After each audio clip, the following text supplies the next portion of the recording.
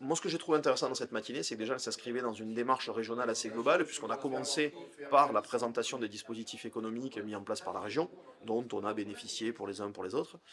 dans certains rappels aussi des fondamentaux. Et le fait d'amener leader dans cette réunion-là me paraissait tout à fait fondé, puisque quelque part, on amène sur des fonds baptismaux une structure leader ouestéro, donc pas limitée au Biterrois, mais grosso modo jusqu'aux bordures, on va faire simple, de la 75, et peut-être tourner demain vers nos voisins narbonnais qu'on accueillera avec plaisir, avec une finalité qui est de se dire le tissu économique biterrois a des particularismes, notamment une grosse densité industrielle, une vraie dynamique industrielle, une vraie dynamique autour des services à l'industrie. On a de très belles entreprises autour de la cybersécurité, on a des belles PME aujourd'hui qui vont amener du service B2B,